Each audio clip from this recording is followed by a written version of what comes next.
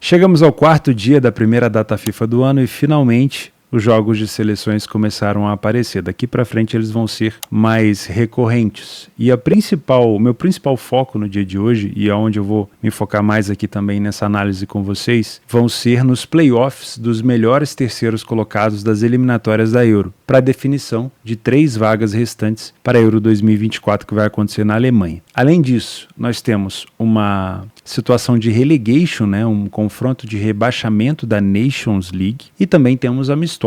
Grandes equipes vão fazer amistosos nessa quinta-feira, como é o caso de Portugal, como é o caso da Itália, então a gente também vai poder comentar um pouco sobre isso. Meu nome é Theo Borges, eu espero conseguir te ajudar a fazer o melhor planejamento possível para essa quinta-feira, dia 21 de março.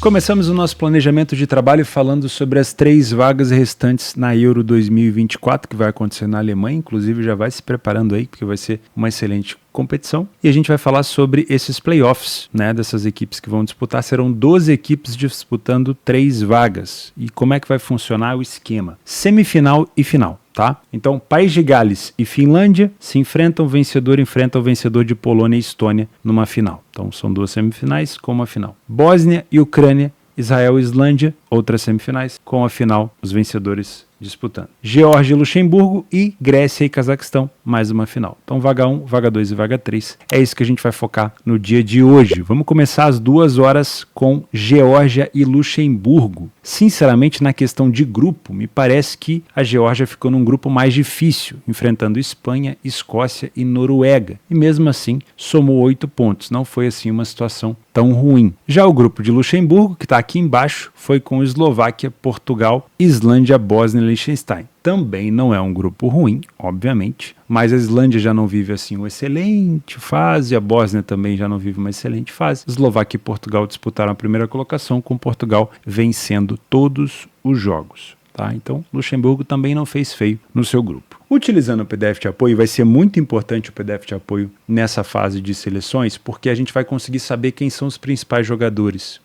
Nas equipes já é difícil, em competições que a gente não acompanha tanto. Em seleções, então, é mais difícil ainda, mas eu consegui trazer esses dados aqui pra gente. Primeiro vamos falar da Geórgia. Dentro de casa foi uma equipe que venceu apenas uma vez. Isso parece ruim, mas a gente tem que lembrar que a Geórgia enfrentou a Noruega, enfrentou a Escócia, enfrentou a Espanha. Então, níveis de enfrentamentos diferentes. A Geórgia saiu na frente em 50% dos jogos, Luxemburgo em 40%. Luxemburgo disputou uma partida a mais, porque tinha mais uma equipe, uma seleção no grupo, era um grupo com 6, não era um grupo com 5. No caso da Geórgia era um grupo com 5, além dos 3 grandes que eu citei, ainda tinha o Chipre. E apesar de ter disputado um jogo a mais, Luxemburgo não conseguiu ter tanta efetividade nos gols marcados. A gente consegue perceber que o Luxemburgo marcou metade dos gols da Geórgia e sofreu a mesma quantidade, obviamente tendo disputado um jogo a mais. O time da Geórgia precisa dar em média 2,6 chutes no alvo para marcar um gol, enquanto a equipe de Luxemburgo precisa de 4 finalizações no alvo, então é uma equipe com muito mais dificuldade ofensiva.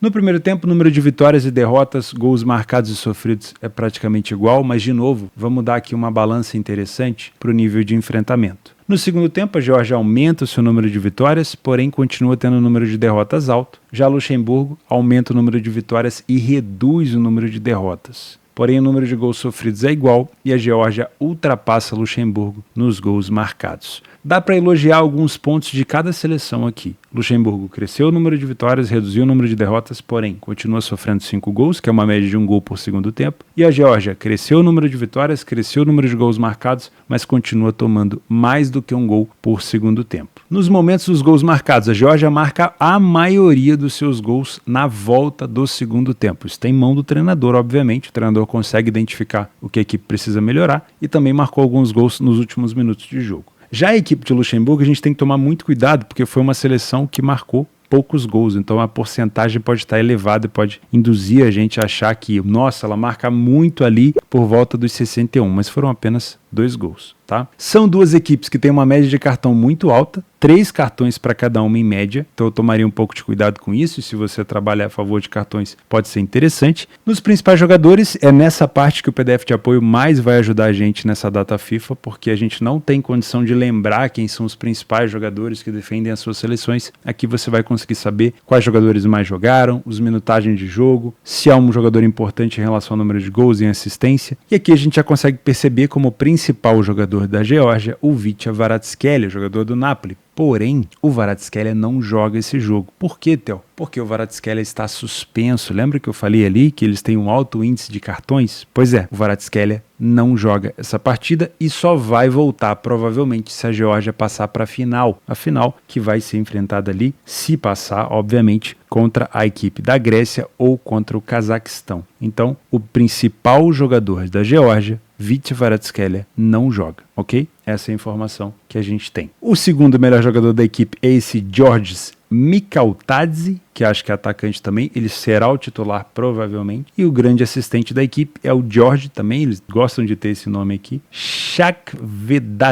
Aí eu não sei se é parente do outro George aqui em cima, mas é um jogador provavelmente muito importante nas assistências. Do lado do Luxemburgo, o Gerson é o principal goleador da equipe, com 5 gols. Porém, o segundo artilheiro da equipe, se eu não me engano também meia atacante, não vai jogar pelo mesmo motivo de cartão amarelo. Então, existe um desfalque na Geórgia e também existe um desfalque aqui em Luxemburgo, beleza? Porém, na minha opinião, o Vitya Kvaratskhelia é um desfalque bem maior comparado aqui ao que ele pode apresentar para a seleção. Se você é um trader por aqui, para mim é um jogo muito tenso, porque só a vitória interessa para as duas equipes. Provavelmente se a gente tiver aqui empate, a gente vai para prorrogação e penal, ou penal direto, mas eu acho que é prorrogação e penal. É muito importante a vitória por conta da necessidade de se classificar para Euro, é muito dinheiro envolvido, os jogadores trabalham nas eliminatórias inteiras para poder estar presentes na Euro, então ter vindo para uma repescagem já é uma oportunidade que eles provavelmente tendem a querer abraçar, só que é um jogo tenso. Sendo um jogo tenso, a gente tem que tomar um pouco de cuidado. Se você é um trader, dá para trabalhar correção de preço, pode ser que a Geórgia tenha uma iniciativa mais de dominância no primeiro tempo, o Luxemburgo tem uma iniciativa, uma opção de jogar um pouco mais recuado, estudando o adversário, então você pode trabalhar contra o Luxemburgo se realmente isso se confirmar. Agora, se a Geórgia não tiver o domínio do jogo, eu sinceramente não faria nada.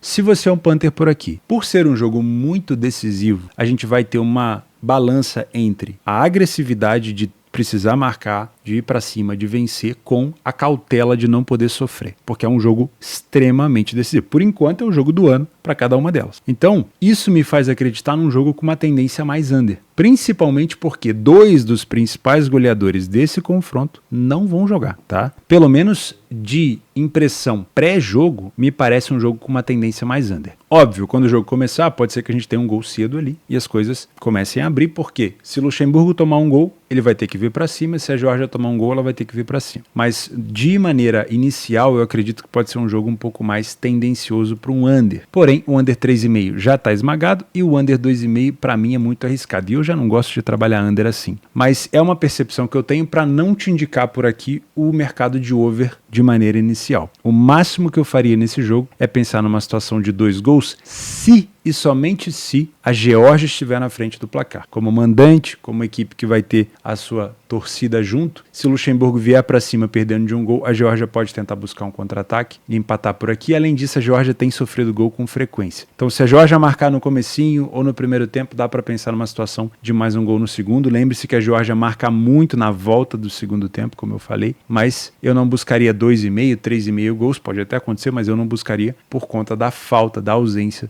do principal jogador ofensivo da Geórgia e também de um jogador ofensivo goleador da equipe de Luxemburgo. É um favorito que pode se complicar porque é um jogo muito tenso, mas em relação à qualidade técnica, hoje eu vejo a Geórgia um pouquinho mais acima por conta do nível de enfrentamento que ela teve no seu grupo. Só que, com a ausência do Kvaratskhelia, esse nível técnico ele baixa consideravelmente. Então eu tomaria um pouco de cuidado. Segundo jogo que eu quero me focar nesses playoffs é Grécia e Cazaquistão. Esse jogo acontece às 16h45 e aqui a gente já tem um claríssimo favorito, que é a Grécia dentro de casa. Lembrando, a Grécia ficou num grupo aqui bem pesado, com França e Holanda. E mesmo assim, em alguns momentos, principalmente nas penúltimas rodadas, houve ali um quesinho de dúvida se a Grécia não ia tomar essa vaga da Holanda, tá? Aí acabou que no final a Holanda conseguiu se distanciar, até porque a Holanda tinha adversários mais frágeis ali nos minutos finais, nos últimas rodadas. Então a Grécia acabou não conseguindo a vaga direta, mas foi uma seleção que demonstrou bastante agressividade, tá? Já Cazaquistão ficou aqui no grupo H, com Dinamarca, Eslovênia, Finlândia, Irlanda do Norte e San Marino, um grupo muito mais acessível. Apesar do Cazaquistão ter aprontado para algumas grandes seleções, né, chegou a vencer até a Dinamarca com uma grandíssima virada, vocês vão lembrar desse jogo aí na casa do Cazaquistão. Apesar disso, sinceramente, eu acredito que o nível de enfrentamento geral do grupo do Cazaquistão foi um pouco mais acessível, né? Mas mesmo assim, vamos dar uma olhada nos principais resultados recentes. A Grécia venceu a equipe da Nova Zelândia, empatou com a França, perdeu para a Holanda em casa. Esse aqui foi um dos resultados que acabou culminando depois na não classificação da Grécia direta para a Euro. Venceu a Irlanda fora de casa, goleou Gibraltar, aqui um placar, né, normal. Perdeu para a Holanda, perdeu para a França fora, perdeu apenas por 1-0 para a França, no Parque dos Príncipes. Sinceramente, me parece uma derrota até respeitosa,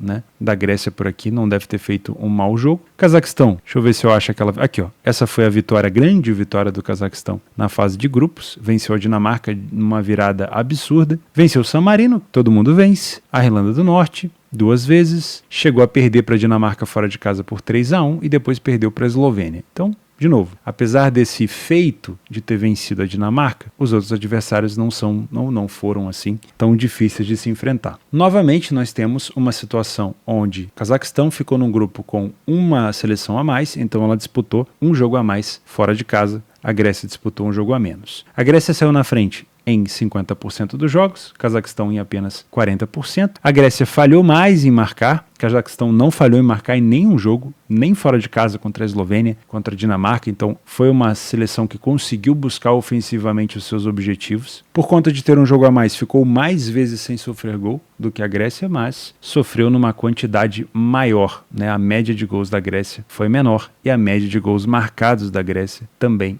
é maior, porque disputou um jogo a menos, né? As duas equipes precisam praticamente das mesmas finalizações no gol para marcar um gol, mas o time da Grécia cria mais situações de perigo dentro da partida. O primeiro tempo não dá para cravar aqui superioridade. A Grécia não vence mais do que Cazaquistão, perde menos, mas não vence mais. O que a gente pode puxar a orelha, né, é que Cazaquistão chega a 60% de derrota no primeiro tempo e tem o dobro de gols sofridos. Isso daí realmente é uma crítica. Mas não dá para também enaltecer tanto a Grécia por essa quantidade pequena de gols marcados e essa quantidade pequena de vitórias. No segundo tempo, as duas equipes crescem. O número de gols da Grécia dobra, o número de gols de Cazaquistão vai de 1 para 7, ou seja, um crescimento exponencial. O número de gols sofridos pelo Cazaquistão reduz consideravelmente. O número de vitórias vai para 60% e o número de derrotas, que era de 60%, vai para 0. Alguma coisa muito celestial acontece ali no vestiário do Cazaquistão para essa equipe voltar dessa maneira, né? A Grécia também cresce muito em relação ao ataque, a número de vitórias, enfim, é um segundo tempo totalmente parelho, não dá para dizer o contrário disso. 75% dos jogos da Grécia em casa foram over 2,5 e 80% dos jogos do Cazaquistão fora foram over 2,5. A gente já tem aqui uma pegada muito mais over do que aquele jogo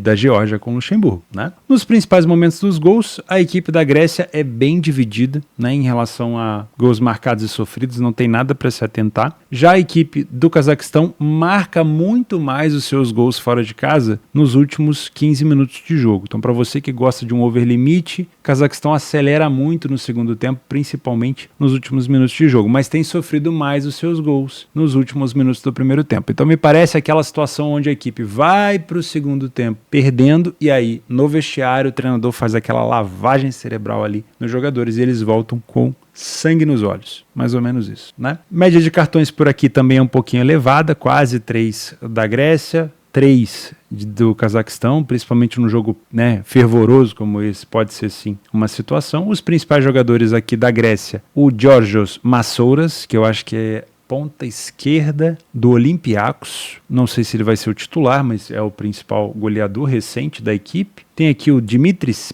Pelkas, que é um dos maiores assistentes, e o segundo aqui é o Anastósios Bacacetas. O cara é importante pra caceta no time da Grécia com 3 gols e 2 assistências. Talvez o mais influente aqui da equipe. Do lado do Cazaquistão, temos esse jogador de nome totalmente difícil e impronunciável, com 4 gols marcados, e o Aimbetov com 3 gols marcados por aqui, tá bom? Não dá para pronunciar tudo, porque senão eu passo vergonha. Se você é um trader, o que eu busco aqui é um pouquinho de diferenciação em relação ao que a gente viu em estatísticas. Eu preciso de uma Grécia muito forte no primeiro tempo, com apoio da torcida e com vontade de vencer, para que eu trabalhe a favor desse time com essa cotação tão baixa. Porque se ela me apresentar de novo aquele primeiro tempo ali xoxo, mirrado, sinceramente eu vou ficar de fora, tá? Mas, como a gente viu nos momentos dos gols, Cazaquistão é uma equipe que não tem tanto aproveitamento no primeiro tempo e tem mais aproveitamento no segundo. Me parece aquele tipo de seleção que corre atrás do prejuízo no segundo tempo. As viradas, até em casa mesmo, contra a Dinamarca, os gols marcados nos minutos finais contra a própria Dinamarca, fora de casa, na Dinamarca, foram sempre nos minutos finais. Então, se a Grécia conseguir estar ligada os 45 primeiros minutos e Cazaquistão estiver dormindo, dá para pensar assim nesse back favorito, porque aí Cazaquistão deve crescer e deve abrir os olhos só no segundo tempo. Coisa diferente disso, eu vou estar fora. Se você é um Panther, não vou te indicar nada a favor da Grécia, apesar de acreditar numa classificação da Grécia para a final, porque a Grécia tem problemas seríssimos na defesa. E muito dos jogos dessas duas equipes são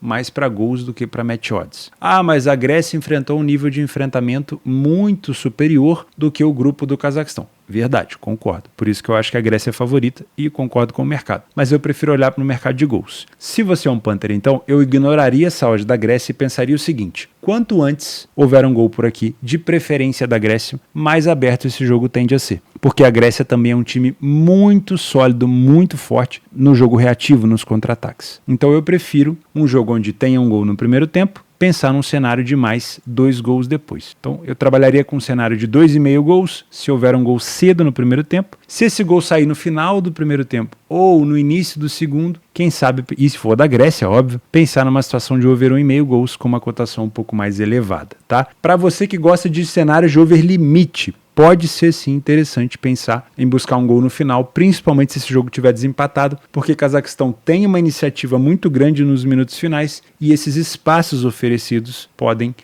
fornecer para a Grécia a oportunidade de ampliar o marcador, caso ele esteja na frente, claro. Também às 16h45 vamos para mais um jogo dessas eliminatórias, desses playoffs aqui, para definição de mais 3 vagas na Euro. Polônia, o jogo da Polônia contra a Estônia. A cotação da Polônia é esmagada? É. Tem fundamento?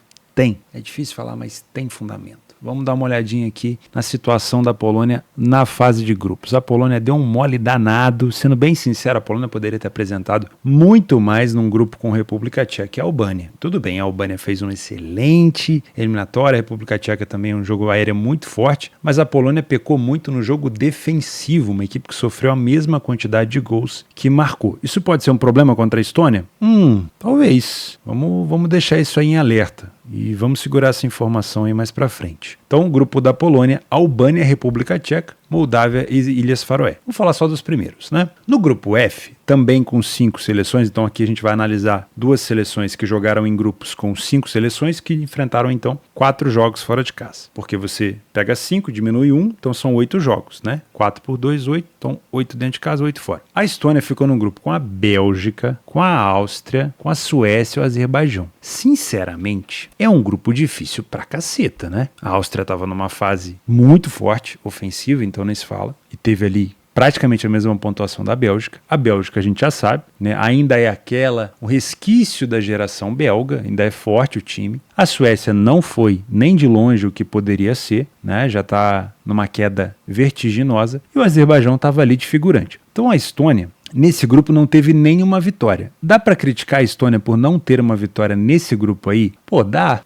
pra ter tentado buscar uma vitória contra a Suécia, dava pra ter tentado buscar uma vitória contra o Azerbaijão. Mas a equipe não conseguiu e tomou 22 gols. Só que, de novo, a gente tem que ponderar que o grupo aqui era muito forte. Quantos pontos será que a Polônia iria fazer num grupo desse aí? Talvez ficasse ali no lugar da Suécia? Ainda assim era melhor que a Estônia? Ainda assim era melhor que a Estônia. Mas mesmo assim, né, a gente tem que tomar um pouco de cuidado. O nível de enfrentamento vale muito nesse tipo de jogo de seleção. Vamos lá, a Polônia enfrentou a Letônia, República Tcheca, Moldávia, Ilhas Faroé, Albânia, Ilhas Faroé de novo, Moldávia de novo. Aí teve aqui um jogo contra a Alemanha, provavelmente amistoso, Albânia e República Tcheca. Dos jogos difíceis, você pode colocar aqui uma República Tcheca em casa, né? Pode colocar aqui uma Albânia fora de casa que ela perdeu, o jogo contra a Albânia em casa que ela venceu e a derrota para a República Tcheca. Esse amistoso com a Alemanha a gente vai deixar quieto. Então, sinceramente, o nível de enfrentamento da Polônia foi inferior ao da Estônia. Isso é verdade. A Estônia pegou, Suécia 2 vezes, Áustria, Azerbaijão, Tailândia, Bélgica 2 vezes. Então o que a gente tem por aqui é que o nível de enfrentamento da Estônia, obviamente, conduziu o resultado da equipe. Eu acho que a Polônia, se tivesse ficado no grupo da Estônia, também passaria um aperto danado, porque Bélgica e Áustria estavam num momento ofensivo muito bom. Mas, de novo, eu acho que o mercado ele não está errado aqui. Eu acho que a Estônia realmente é um time bem inferior do que a Polônia. E talvez a Polônia tenha tomado um chacoalhão porque não jogou porra nenhuma na fase de grupos. Teve situação, eu vou pegar aqui os últimos jogos da Polônia, acho que foi o último.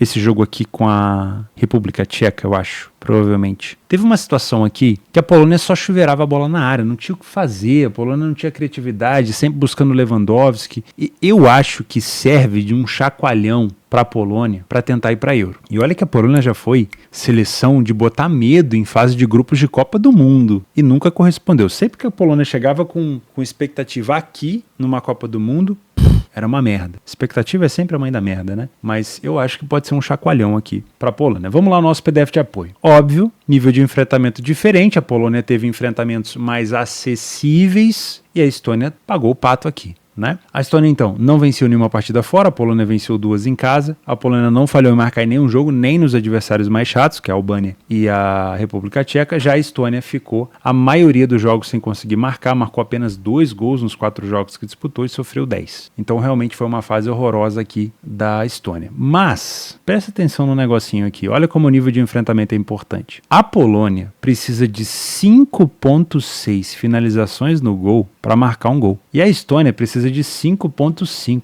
Com isso, a gente consegue entender como a Polônia está numa fase ruim, ou pelo menos estava, né? Tomara que tenha tomado uma chacoalhada. Porque era uma seleção que enfrentou um grupo mais acessível, que tinha mais condição de criar volume ofensivo, que criava mais situação no gol. Olha só a quantidade de gols esperados que a Polônia teve, mas ela não conseguia colocar a bola para dentro. Então a Polônia é uma equipe que cria e não estava conseguindo ser efetiva. Precisava de muito mais finalizações no alvo para poder marcar. Tem jogadores top de linha? Tem o Lewandowski ali, mas precisa ser mais assertivo, porque chance ela cria. No primeiro tempo, a Polônia marcou a mesma quantidade de gols da Estônia, sofreu 2 gols a menos, tem o mesmo número de vitórias, porém teve metade das derrotas. No segundo tempo, aí aqui a Estônia teve problemas enormes, principalmente ali, provavelmente, segurando a Bélgica no primeiro tempo, tomando gol no segundo, segurando a Áustria no primeiro tempo, tomando gol no segundo. Isso ia acontecer. O nível técnico é muito diferente. E a Polônia se sobressaiu por aqui. Nos jogos da Polônia, em nenhum jogo dentro de casa nós tivemos o over 2,5, tá? Nenhum. Mesmo nos jogos onde as outras seleções eram mais acessíveis. Over 1,5 em 75%, nenhum jogo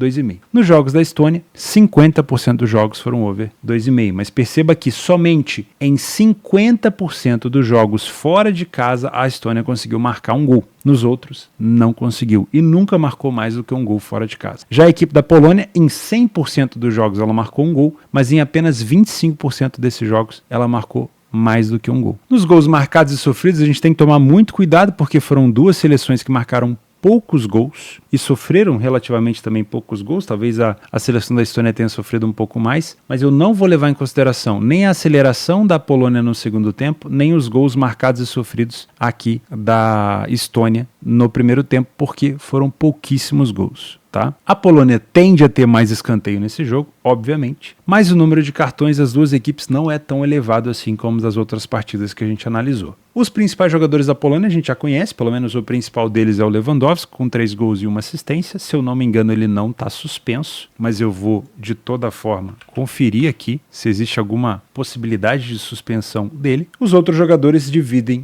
as estatísticas aqui entre si. O principal realmente é o Lewandowski e ele não está suspenso. Na verdade, acho que não tem nenhum suspenso aqui no jogo, nem pro lado da Estônia também. O principal jogador da Estônia é o Sapinen, Rauno Sapinen, atacante com 2 gols em 3 jogos. Ou seja, ele não é um dos titulares, ele entrou provavelmente aqui no segundo tempo ou foi pouco aproveitado, mas conseguiu marcar 2 gols. Perceba que, obviamente, é uma equipe que não tem tanto destaque de jogadores, porque não consegue produzir tanto ofensivamente. Se você é um trader por aqui, o que a gente espera nem sempre é o que a Polônia vai oferecer pra gente. Mas o que eu espero é uma Polônia chacoalhada, que tenha entendido a vergonha que ela passou, entre aspas, com todo respeito à Albânia e à República Tcheca, mas poderia ter sido muito melhor, principalmente na defesa. Então, se você encontrar uma Polônia segura na defesa, com uma boa marcação-pressão, empurrando a Estônia para trás e fazendo ali um massacre, você pode trabalhar nesse back favorito no primeiro tempo. Isso se você é um trader, tá? Agora, se a Polônia não consegue neutralizar os contra-ataques da Estônia, eu ficaria de fora, mas eu sinceramente, pelo estilo da Estônia, eu não consigo ver uma Estônia aqui se expondo muito em contra-ataque. Eu acho que vai ser uma Estônia tentando levar esse jogo para uma prorrogação, para uns penais, tentando segurar um pouco mais, tá? Agora, se a Polônia conseguir achar o seu gol cedo, esse jogo ele tende a abrir, porque é jogo único. E aí você tem uma Polônia enfrentando um adversário mais acessível. Se a Polônia estiver na frente do placar, a Estônia vai se expor, vai abrir suas linhas, vai subir seu bloco e a Polônia vai ter a oportunidade de aproveitar para marcar mais. Então, se a Polônia marcar um gol cedo, até os 25, 30 do primeiro tempo, eu vou olhar com carinho para um over 1,5 e o 2,5 gols. O que vai me fazer trabalhar no over 1,5 ou no 2,5? Bom, se houve um gol cedo no jogo, eu preciso primeiro observar o comportamento de quem? Da Estônia, porque provavelmente foi ela que sofreu. Isso aqui eu tô criando um cenário da Estônia tendo sofrido o gol primeiro. Se a Estônia sofreu um gol e imediatamente ela foi pra cima igual uma maluca, vou pensar no 2,5, porque tem muito tempo ainda pra Polônia usar os contra-ataques pra matar o jogo. Agora, a Estônia tomou o gol e não foi pra cima igual maluca. Ela tá demorando ainda, tá pensando se vai, tá usando um pouco mais a bola aérea, não tá se expondo tanto. Aí eu vou segurar. E assim que ela começar a ir pra cima, se já tiver ali por volta dos 60 minutos, eu vou pensar no over 1,5, que no caso vai ser o over limite. Então essa vai ser a diferença da minha posição no mercado entre o over 1,5 e o 2,5. Até eu não sair o gol no primeiro tempo. Aí talvez eu não faça nada. Porque aí a Estônia provavelmente vai estar conseguindo cumprir o seu objetivo de segurar o jogo amarrado e talvez esse gol só vá sair lá no finalzinho. E sinceramente trabalhar no jogo 0-0 é mais complicado, tá bom? Vamos às opções de jogos extras. Além desses 3 jogos que eu citei, que eu acho que são bem interessantes, tem outros. O Israel enfrenta a Islândia. A Islândia não vive uma fase espetacular, mas é um jogo parelho. Então cuidado, é um jogo aqui para ao vivo, para correção de preço. A Bósnia com a Ucrânia é a mesma coisa, principalmente pelo fato de ser fora de casa. A Ucrânia é sim, tecnicamente, melhor, mas é fora de casa, então eu tomaria um pouco de cuidado por aqui. A Ucrânia também ficou num grupo bem complexo, né? A gente consegue perceber que a Ucrânia ficou com Inglaterra e Itália, mesmo assim somou 14 pontos. Então, se tiver uma cotação até mais alta, uma dupla chance da Ucrânia, um empate anulo pode ser interessante, porque a Bósnia não vive boa fase, mas ainda assim, por ser fora de casa, eu respeito. E País de Gales em Finlândia tem tudo para ser um jogo bem amarrado, e se fosse arrastando no 0-0, a tendência é que ele vá ficando assim, cada vez mais under. Então, tomaria cuidado. Tá bom? No outro confronto que a gente tem, na Nations, isso aqui é jogo de rebaixamento, Gibraltar e Lituânia. E é um jogo ida e volta. Então, muito cuidado na hora de criar essa expectativa. A Lituânia é favorita, se eu não me engano, com uma cotação de 1,40, porque Gibraltar é muito ruim. Mas cuidado, porque é jogo ida e volta, tá? Nos amistosos, a gente tem bastante amistoso no dia de hoje. Olha só, tem Rússia e Sérvia, tem Portugal e Suécia. A gente já falou que a Suécia tá numa queda, Portugal tá testando bastante jogador, e como Portugal não vai ter jogo, vamos dizer assim, de competição, é só amistoso nessa data FIFA, provavelmente vai levar o time completo, titular por aqui, talvez faça alguns testes, mas deve levar o time titular. Tem a Itália enfrentando a Venezuela, enfim, tem jogos interessantes. Na CONCACAF, nós temos os Estados Unidos enfrentando a Jamaica numa semifinal e Panamá e México na outra semifinal. Além disso, ainda tem as eliminatórias da Copa do Mundo da Ásia. Não está aparecendo aqui no radar esportivo, mas a gente tem de jogos interessantes: Japão e Coreia do Norte, Singapura e China, e Coreia do Sul e Tailândia. Dá para até para esticar um pouquinho aqui para Arábia Saudita e Tajiquistão, mas esses são os primeiros, são os 3 principais, tá? Ainda está ali numa fase mais inicial da eliminatórias da Copa do Mundo. As equipes, as seleções tiveram apenas 2 jogos cada uma, então ainda está numa fase inicial. Você também pode observar esse tipo de situação. Além disso, você tem Copa do Nordeste, Campeonato Mineiro, Copa da Argentina e tudo mais, mas já tem bem mais jogos hoje, então eu vou focar muito mais nessas eliminatórias da Euro, principalmente nessa fase aí de definição das próximas 3 vagas. A gente se vê amanhã, um grande abraço e falou!